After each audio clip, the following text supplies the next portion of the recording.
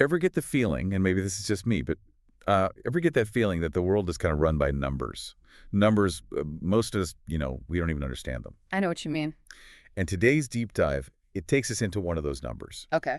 Libor. Yeah. And trust me on this, its impact, it's far-reaching. If you've ever had a mortgage, a car loan, even just a credit card, Libor has probably touched your life in ways you don't even realize. It's the definition, really, of hidden in plain sight. I mean, this seemingly boring financial benchmark, this London Interbank Offered Rate, underpins, get this, trillions of dollars in transactions worldwide. Okay, so let's unpack this a little bit. We're diving into David Enrich's The Spider Network, a book that unravels not just what Libor is, but how it was manipulated on a massive scale. Yeah, and at the heart of it all, at the heart of this tangled web, is this trader, Tom Hayes. Right, Tom Hayes. And what I find fascinating about Enrich's approach is that he doesn't introduce Hayes as this criminal mastermind right away. Right. We meet him, we get to understand him as a person first, long before the scandal breaks. And what a story, what a story. I mean, a childhood math whiz described as, maybe a little socially awkward, but undeniably brilliant. Get this. He almost worked for the Bank of England. Oh, wow. Talk about irony. It's almost like fate was setting him up or something. I mean, the very institution he's later accused of undermining, Right. It could have been his training ground, but instead he falls into the world of derivatives trading. Not exactly known for its, strong moral compass, even back then. Yeah. So paint a picture for us. What was the financial world like in those early 2000s? It was, well, Enrich does a brilliant job at setting the stage. So picture this. Light touch regulation, a real pressure cooker environment where, bonuses were bigger than some small countries, probably. It was a time of immense opportunity, but also, let's just say, a breeding ground for, shall we say, flexible ethics. Flexible. Yeah. I like that. And Hayes, he thrives in this environment. He masters this, and it is incredibly complex, this type of trade, these derivatives, where even just these tiny Libor moves, they translate to massive profits, right? Oh, yeah. Millions upon millions of dollars riding on, like, fractions of a percentage point. Imagine this. Hayes figures out that even just a fraction of a percent change in Libor can mean millions in profit for his trades. Wow.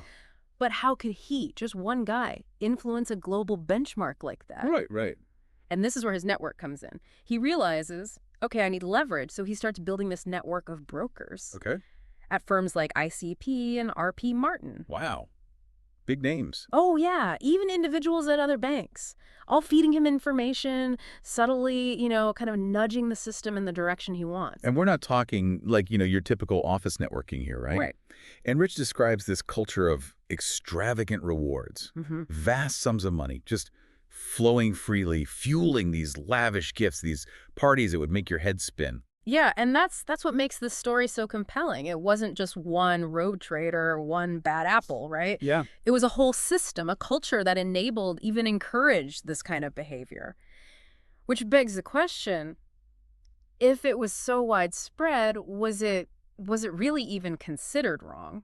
That's a good question. It's a slippery slope, though, right? I mean, one minute you're bending the rules, and the next year you're at the center of this multi-trillion-dollar scandal. Yeah. But it doesn't sound like Hayes was like, a master criminal. Yeah. At least not at Yeah, first. and that's part of what makes his story so fascinating, Yeah. And Rich, he really captures this internal conflict that Hayes is dealing with. Right. He's brilliant, obviously, but also reckless, almost like self-destructive, And we see his personal life, his relationship with Sarah Tai. It's all kind of intertwined with his professional downfall. It's almost Shakespearean. I mean, this idea that he's trying to build a normal life. Right. Find some stability even while his professional world is crashing down around him. Exactly. Yeah. And then, as if things weren't wild enough already, 2008 hits, the financial crisis. Oh, yeah. You'd think that would be a wake-up call, a time to, pull back, reassess. You'd think, right. But ironically, it's the opposite. Really? It actually intensifies the need for this Libor manipulation. Because, see, banks are desperate. They need to project stability.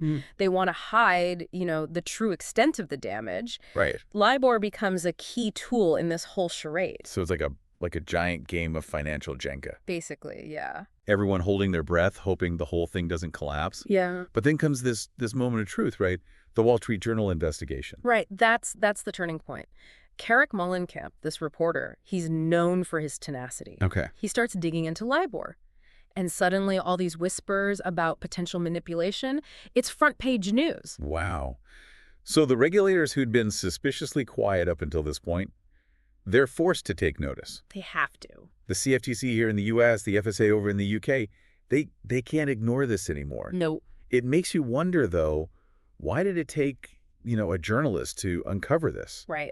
What does that say about the effectiveness of the systems that were supposed to be protecting us? Exactly. It's a huge question. And to his credit, it's something that Enrich really doesn't shy away from. But for Hayes, at this point, the walls are closing in. He's fired from Citigroup. Wow. Abandoned by colleagues he thought were his friends.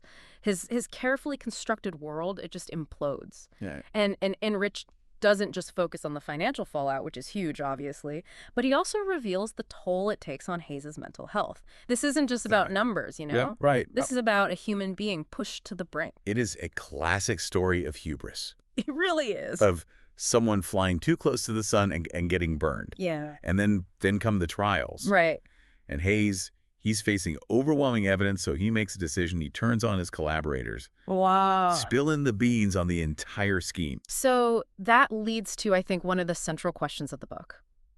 Was Tom Hayes truly the mastermind? Was he the spider at the center of this web orchestrating everything? Right. Or was he, as Enrich kind of suggests, a convenient scapegoat? Okay. A product of this system that encouraged his ambition, that rewarded his ruthlessness, and then when it all came crashing down, pointed the finger at him. Makes you wonder if they hadn't gotten caught, how long would this have gone on? Were there any lines they wouldn't cross? Well, and that's what's so unsettling about this whole thing, and Rich forces us to think about that, to confront this uncomfortable reality that maybe those lines, they're blurrier than we like to think, especially, in a system that often rewards winning no matter what it costs. Yeah. Yeah. And it wasn't just Hayes either, right? Enrich introduces us to this whole cast of characters who are, in on the game. What about, like, the brokers? The guys like Danny Wilkinson at ICP, Terry Farr at RP Martin. Mm-hmm. What was their motivation? They're almost like, the lubricant in this whole system, if you will. Okay. They connect Hayes to this wider network. They're facilitating the flow of information, favors, you name it. And Enrich really does a good job, I think, of highlighting how they rationalize their actions to themselves. Okay. Convincing themselves, well, hey, we're just doing our jobs. We're making the market work, keeping our clients happy. Yeah, it's a classic example of how these small actions, when you multiply them across the whole system, it can have huge, huge consequences. Oh, absolutely. But ultimately, the buck has to stop somewhere. Right. What about the people in charge? The ones who are, they set the tone at the top. People like Mike Carey, for example, Hayes' boss at UBS. Yeah. How much responsibility does a guy like that bear? That is a question that really lingers after you finish the book, I think. Yeah. Because Pierre, he represents this conflict, this internal conflict within the financial world. Okay. That pressure to generate these huge profits, right? Yeah. Versus this uneasy feeling that something isn't quite right. Yeah. And, Enrich seems to suggest that Pierre, like many others, chose to look the other way, blinded by the allure of success. And through it all, the regulators, it seems like they're always one step behind. Like they're playing catch up. It takes a journalist, not the people who are actually supposed to be watching this stuff, to blow the whistle on Libor. What does that tell us? It raises serious questions, right? About accountability, about transparency. Right. About really the effectiveness of regulation in the face of this culture that seems to prioritize profit over everything else. Yeah. This Libor scandal, it wasn't just a failure of individuals, it was a failure of the system itself. So where does that leave us? Hayes goes to prison, there's some reforms made, but has anything really changed? That's the million-dollar question, isn't it? That's really what Enrich leaves us with. He challenges us to consider, have we actually learned from this? Yeah. From this Libor scandal? Or are we doomed to just repeat it? Are there other Tom Hayes out there right now, manipulating systems, exploiting loopholes, hidden in plain sight?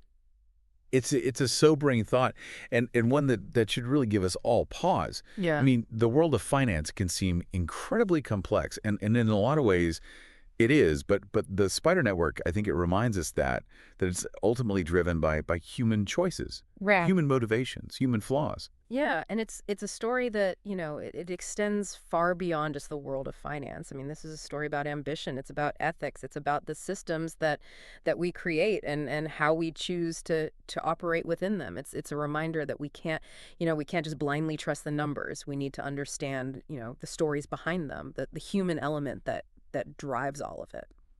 So there you have it, our deep dive into the Libor scandal, guided by David Enrich's The Spider Network. A story that I guarantee it's going to stay with you long after you finish it. A story that challenges us to think critically about the systems that we all rely on and the people who control them. So until next time, keep asking those questions, keep digging deeper, and never underestimate the power of a seemingly insignificant number.